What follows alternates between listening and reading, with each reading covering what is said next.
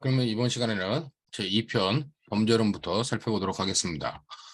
2편에 보시면은 여기 보는 것처럼 범죄의 기본 개념 관련된 부분 별로 중요한 판례가 없고, 범죄의 주체와 객체와 관련돼 가지고 법인의 범죄 능력과 양벌 규정에 관련된 대법원 판례가 하나 있었는데, 여기 보시는 것처럼 법인 대표자의 법규 위반 행위에 대한 법인의 책임은 법인 자신의 법규 위반 행위로 평가될 수 있는 행위에 대한 법인의 직접 책임이다. 그렇기 때문에 기본적으로 여기 보는 것처럼, 자, 법인 대표자의 법규 위반에 대한 책임. 자, 그다음 이 법인 대표자의 법규 위반에 대해서 법인 자체의 책임은 자기의 직접 책임이다.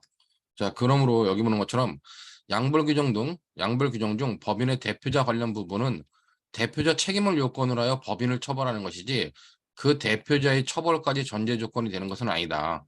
그러므로 대표자의 책임을 요건으로 하는 것이지만 대표자가 반드시 처벌받아야 된다. 그것은 아니란 얘기예요. 대표자의 처벌을 전제하지 않더라도 법인에 대해서 양벌 규정에 의한 처벌이 가능하다. 뭐 그런 의미로 여러분들이 놔두시면 될 것 같습니다. 자, 뭐 부작위범에 관련된 판례는 없었고 인과관계론과 관련돼 가지고 뭐 판례 하나가 있었는데 요 판례는 특이한 판례라 가지고 한번 뽑아봤습니다. 그러니까 요 판례를 보면은 여러분들이 보시면 알겠지만은, 자, 여기 보는 것처럼 자동차의 운전자가 통상 예견되는 상황에 대비하여 결과를 회피할 수 있는 정도의 주의 의무를 다하지 못한 것이 교통사고 발생의 직접적 원인이 되었다면, 중요한 건 여기 보는 것처럼 비록 자동차 보행자를 직접 충격한 것이 아니고 보행자가 자동차의 급정거에 놀라 도로에 넘어져 상해를 입은 경우라 할지라도 업무상 주의무 위반과 교통사고 발생 사이에 상당 인과관계를 인정할 수 있다라고 판단하고 있어요.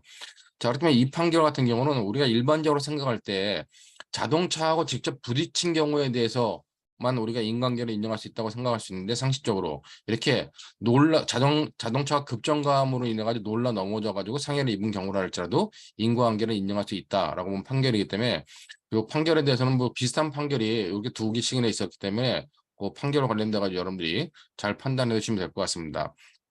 그렇다면 우리가 기본적으로 요 판결은 우리가 이제 제가 뭐 시험 출제하더라도 출제하면은 직접적으로 부딪힌 것이 아니라 놀라 넘어진 경우에 인과관계가 인정되지 않는다. 이렇게 이제 수정해가지고 변경되면 틀린 지문이 되겠죠.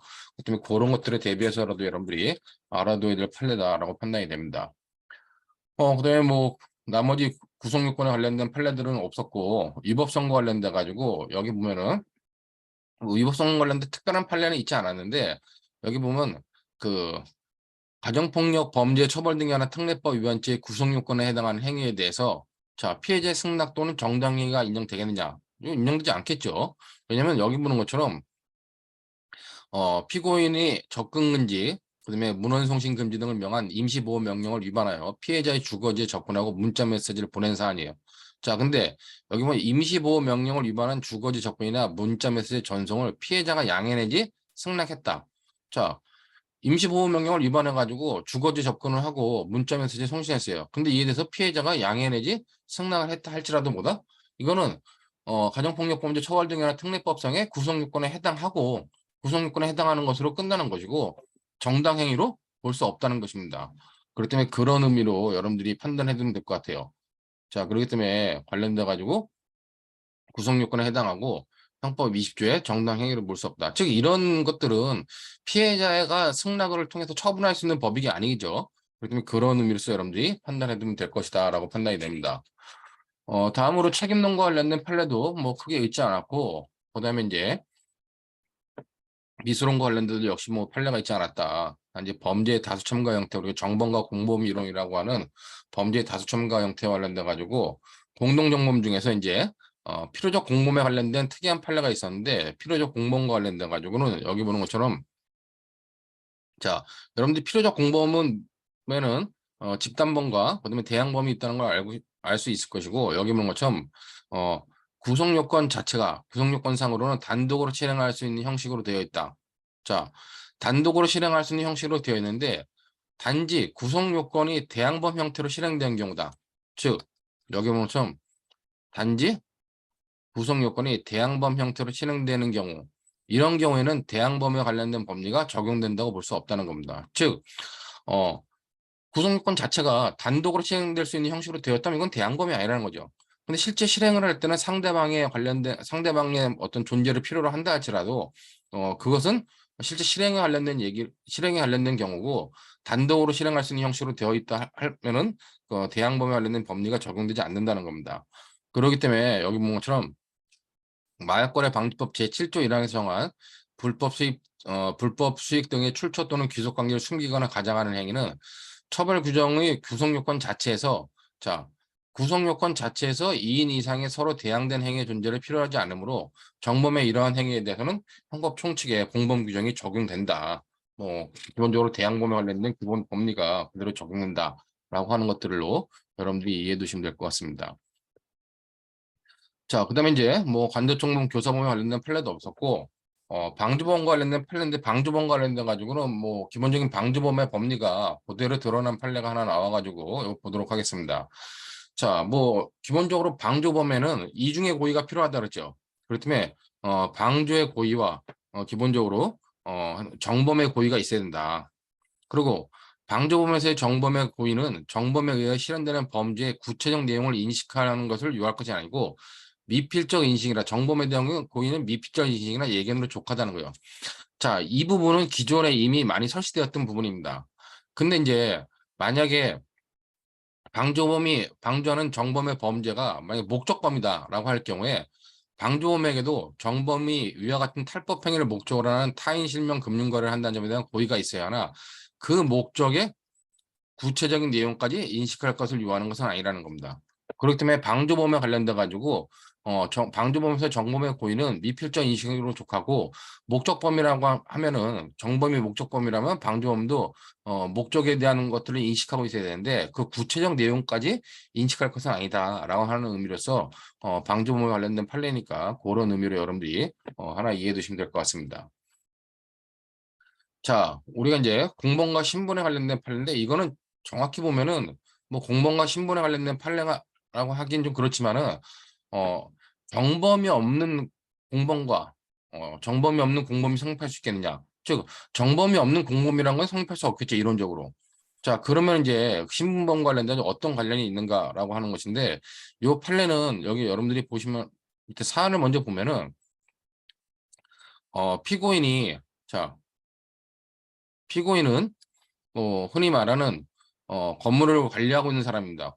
건물을 관리하고 있는데 공소의 일은 이 사건 건물 및 부지를 매입하기 위한 공탁금, 등기 비용, 기타 소유자금 7억 원을 대납하는 조건으로 이 피고인이 관리하고 있는 건물, 이 사건 건물 5층에서 약 2개월 동안 아내인 피해자 공소의 일을 포함한 가족들과 함께 임시로 거주하고 있었어요. 자, 근데 이렇게 거주하고 있었는데 피고인이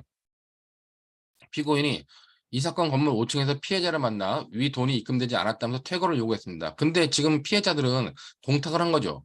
근데 이제 자기들한테 입금되지 않았다고 해가지고 피고인이 퇴거를 요구하자 받아들이지 않았습니다. 그러자 피고인은 피해자의 가족을 내쫓을 목적으로 아들인 아들인 공소의 3에게 이 사건 건물 5층 현관에 달린 디지털 도어록의 비밀번호를 변경할 것을 지시하였고 공소의 3은 피고인의 지시에 따라 이 사건 도어락의 비밀번호를 변경하였습니다. 자, 이로써 피고인은 피해자의 점유의 목적이 된 자기 물건인 이 사건 도어락에 대한 권리 행사 방해를 교사했다라고 기소했는데 1심은 무죄, 2심은 유죄로 판단했습니다. 즉 관련돼 가지고 이 피고인이 있고 피고인이 여기 공소의 3인데 공소의 3인지 아들이죠. 피고인의 아들인데 이 아들한테 지시를 한 겁니다. 즉 지시를 함에 있어서 어떻게 했냐. 거기 관련돼 가지고 피해자 피해자의 도어락 비밀번호를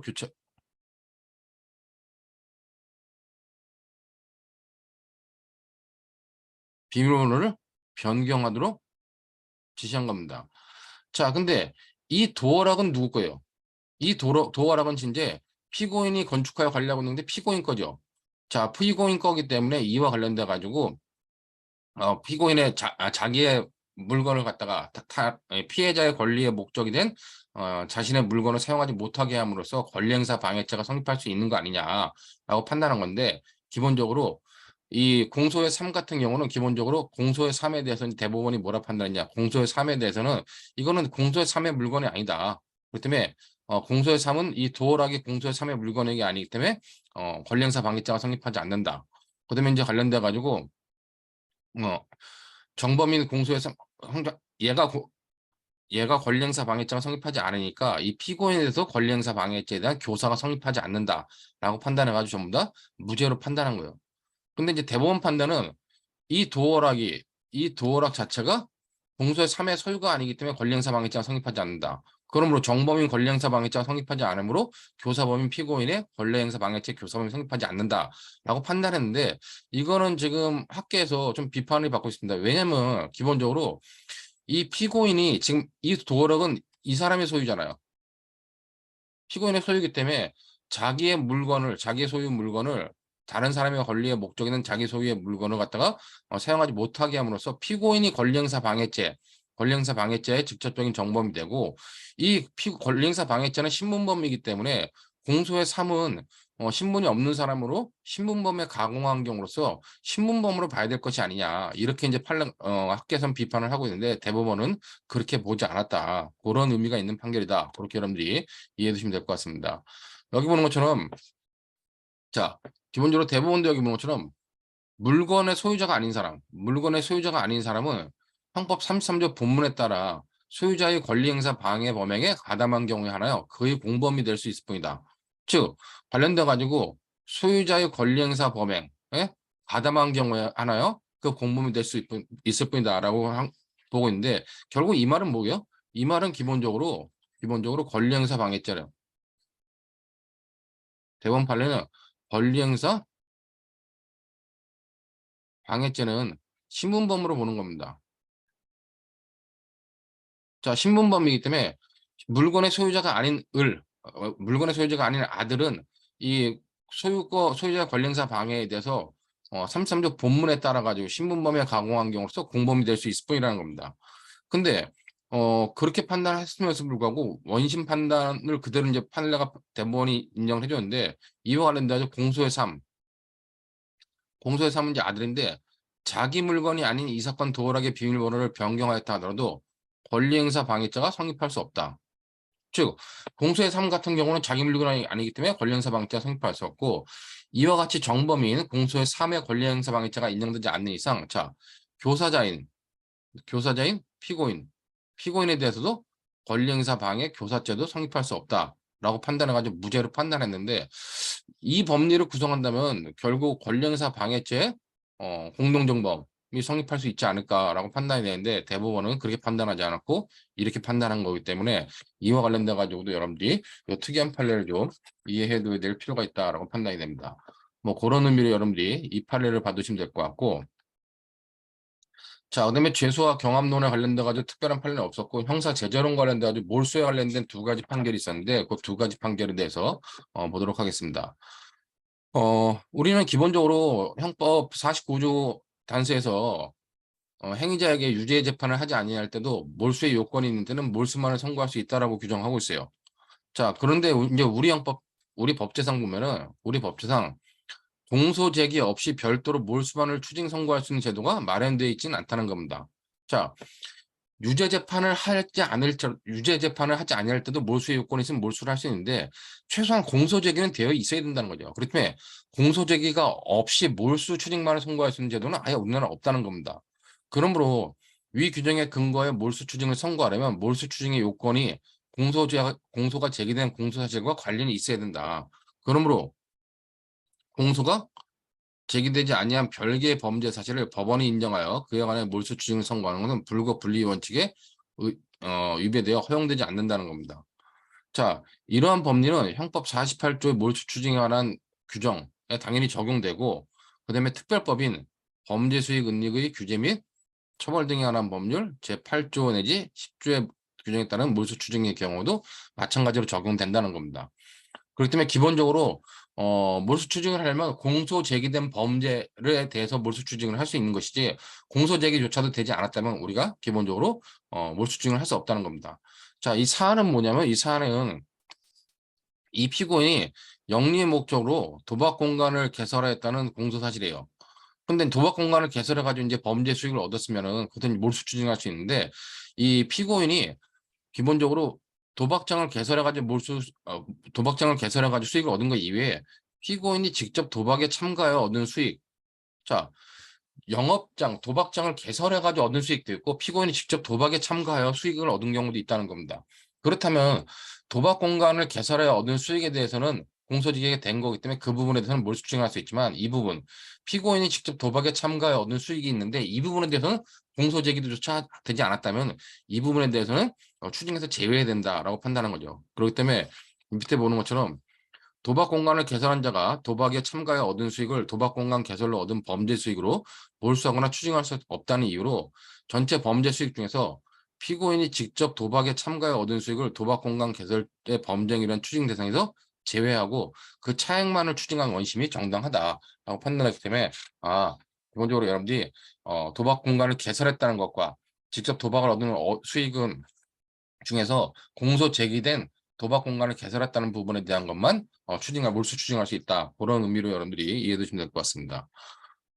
다음에 이제 몰수 추징 관련된 판례도 역시 기본적으로 뭐 앞에 봤던 것처럼 7차 사안은 이제 이게 위에 사안은 뭐 12월 29일 날 선고된 거고 요거는 이제 11월 17일 날 선고된 것인데 여기 보면은 앞에 똑같은 내용이에요. 기본적으로 공소 제기 없이 몰수만을 선고할 수 있는 제도가 마련되어 있지 않다. 자, 근데 이제 이와 관련돼 가지고 기본적으로 아까 우리가 봤지만은 형법상의 몰수 추징뿐만 아니라 특별법인 어, 범죄 수익 은닉의 규제 및 처벌 등에 관한 법률 8조 내지 10조의 규정에 따른 몰수 추징에도 적용된다 그랬잖아요. 자, 근데 그 이외에 여기 보면 자, 우리 형법은 기본적으로 재산범죄의 피해 재산에 대한 몰수 추징을 인정하지 않는 형법의 태도와는 달리, 즉 우리 형법은 기본적으로 재산범죄의 피해 재산에 대한 몰수 추징을 인정하지 않고 있습니다. 자, 근데 이제 특정한 이유에 의해서 여기 보는 것처럼 특정 범죄 행위에 의하여 그 피해자로부터 취득한 재산 또는 그 재산의 보유 처분에 의하여 얻은 범죄 피해 재산에 대해서는 범죄 피해자가 재산에 관하여 범인에 대한 재산 반환 청구권 또는 손해배상 청구권을 행사할 수 없는 피해 의혹이 심히 곤란하다고 인정되는 경우에는 몰수 추징할 수 있다는 겁니다.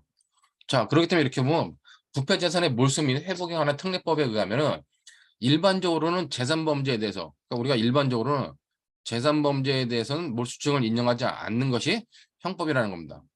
근데 일반적인 재산 범죄가 아니라 이렇게 부패 재산의 몰수 및 회복 등에 관한 특례법이면은 범죄 피해 재산에 대해서는 기본적으로 몰수할 수 있도록 만들어 놨어요.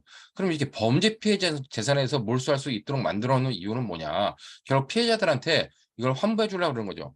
그러니까 피해자들이 범죄 피해를 입었기 때문에 그와 관련돼 가지고 피해자들한테 국가가 몰수 추징해가지고 피해자들한테 다시 돌려주려고 이런 제도를 만들어 놨다는 겁니다.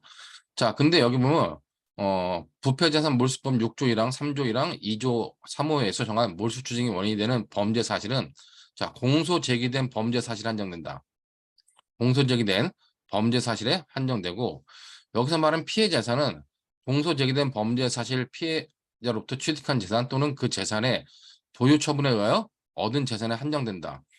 그리고 그 피해 회복의 심히 곤란하다고 인정되는 경우면 몰수 추징이 허용된다고 봐야 된다는 겁니다.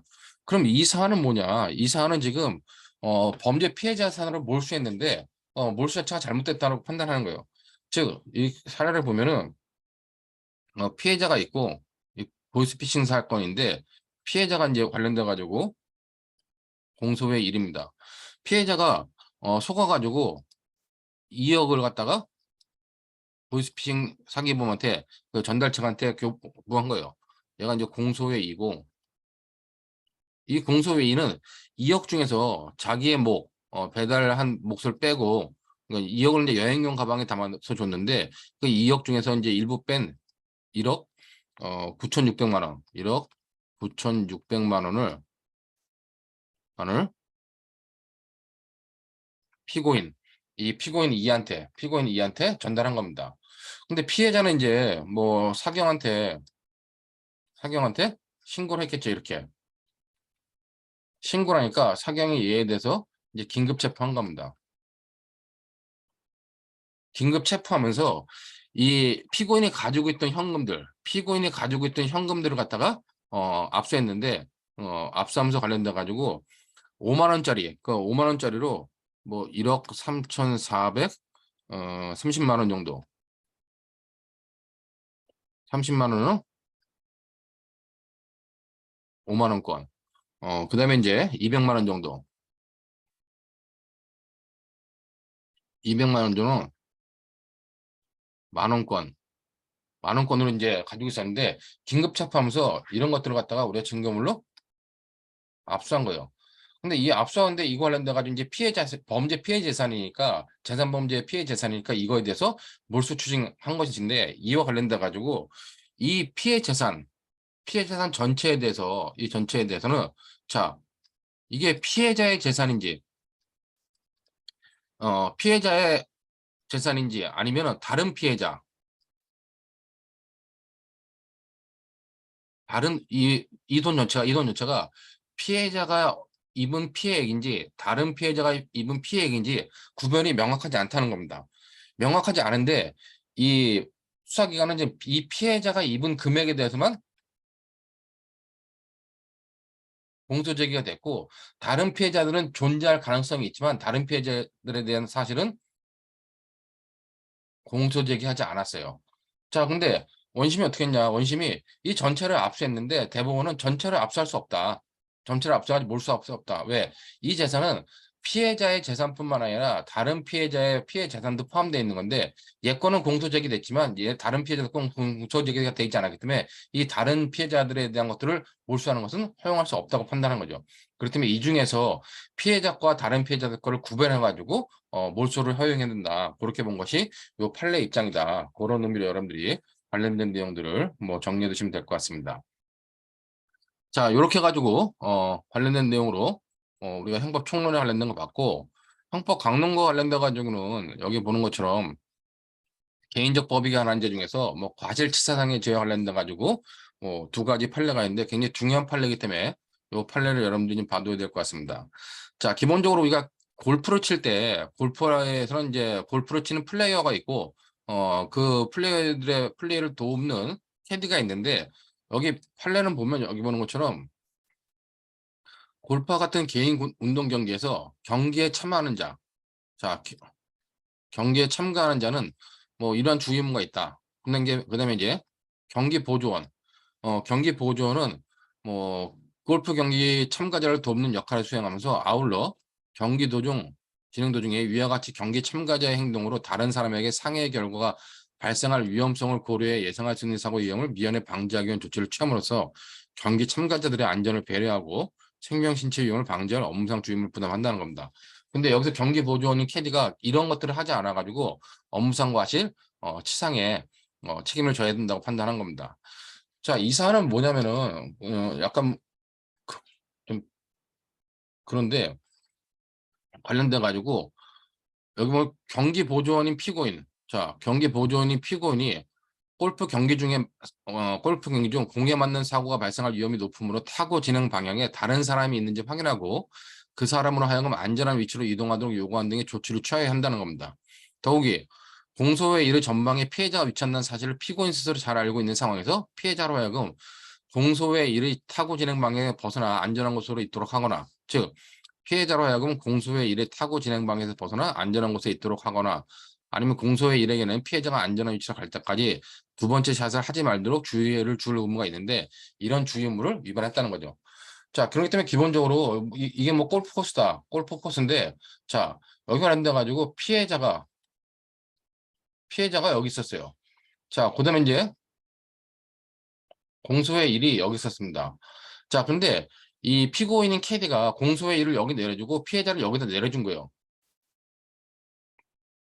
기본적으로 관련돼 가지고 이 경고장 캐디를 할 때 이 캐디가 기본적으로 이 사람을 내려주고 여기다 내려준 다음에 그냥 이 사람이 공소의 일이 티셔츠라든지 뭐 두 번째 샷을 해가지고 피해자가 맞은 겁니다. 그러면 이 경기 보조원인 캐디는 공소의 일한테 피해자가 나가길 때까지는 샷을 하지 마라.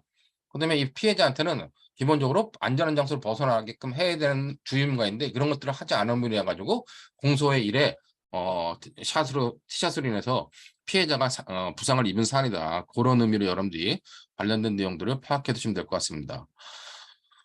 그다음에 관련돼 가지고 이제 밑에 있는 판례가 굉장히 중요한 의미가 있는 판례인데 수직적 분업 관계에 있는 의사 간의 주의 의무. 자, 이것 관련돼 가지고 우리 판례가 이제 요번에 좀 새로운 사실을 냈는데 여러분들이 우리가 신뢰 원칙과 관련돼 가지고 과실범에서 객관적 주의 의무, 즉 우리가 기본적으로 보면은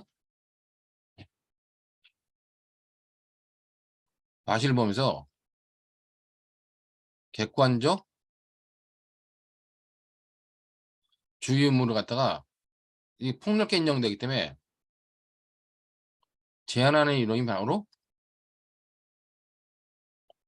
허용된 위험의 법리와 그다음에 신뢰의 원칙입니다. 자, 근데 이 신뢰 원칙은 기본적으로 교통 관여자들, 교통 관여자들 사이에 늘 사이에 적용되는 건데 이 신뢰 원칙이 요즘 확장돼 가지고 이렇게 확장됐죠. 확장된 그림이 이상한데 여튼 확장됐는데 잠시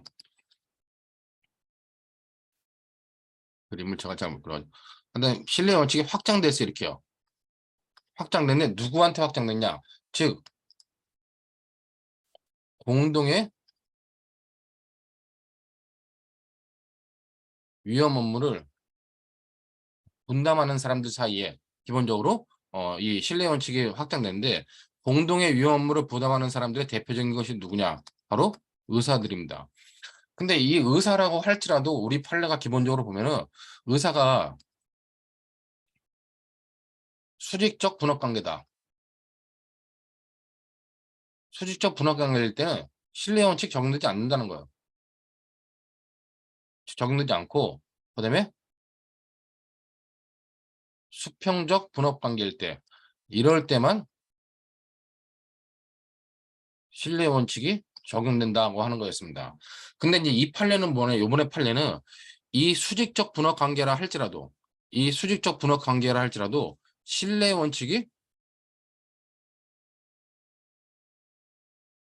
적용될 수 있는 경우가 있다라고 하는 것들을 판시한 거기 때문에 요 판례가 기본적으로 제가 이제 헌법 강론 부분에 업무상 과실치사성이 났지만은 이건 총칙상에서 과실범위에 있어서도 굉장히 중요한 의미가 있는 판결이기 때문에 그 판결에 관련돼 가지고 여러분들이 좀 몇 가지 살펴봐야 됩니다.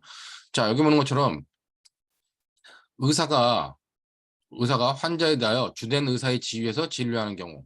자, 이런 경우는 뭐냐? 이런 경우는 서로 대등한 지위에서 각자의 의료 영역을 나누어 환자의 진료 일부를 분담하였다면 진료를 분담받는 다른 의사의 전적인 과실로 환자에게 발생한 결과에 대해서는 책임을 인정할 수 없다는 겁니다. 즉, 각각 의사가 이런 뭐 자기 영역에 맡아 자기 영역에 맞게 진료를 했다면 다른 영역에서 발생한 과실에 대해서는 책임을 인정할 수 없다는 거죠. 즉, 이 부분은 뭐냐? 이 부분은 즉 수평적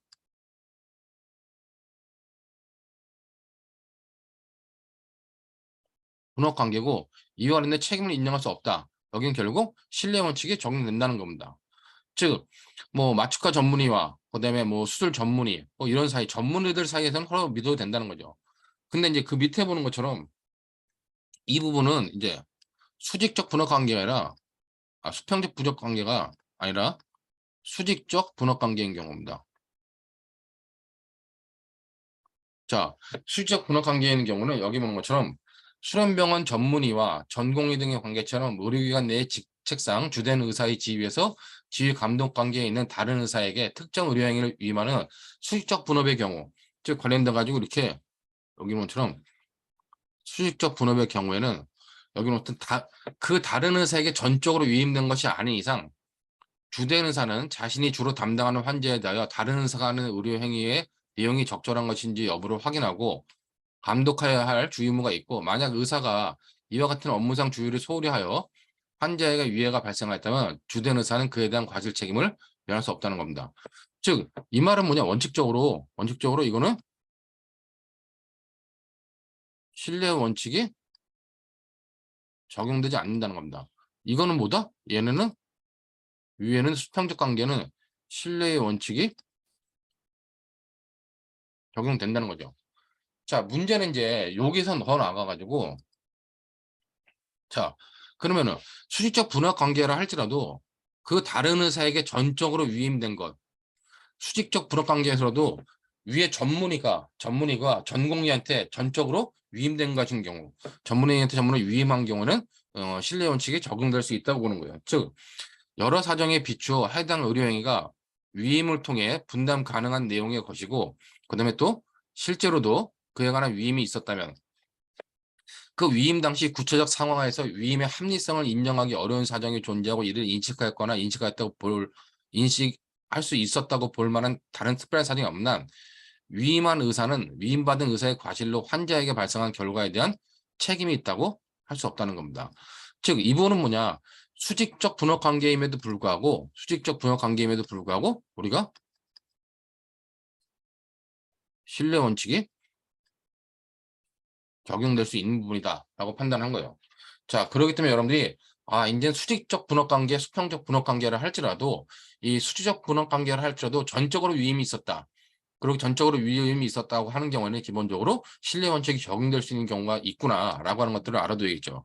그렇기 때문에 여기 보는 것처럼 그 다음 페이지에 관련돼 가지고도 의료행위에 앞서 환자에게 그로 인하여 발생할 수 있는 위험성 등을 구체적으로 설명해야 하는 주체는 원칙적으로 주된 지위에서 진료하는 의사라고 할 것이나 특별한 사정이 없는 한 다른 의사를 통한 설명으로도 충분하다.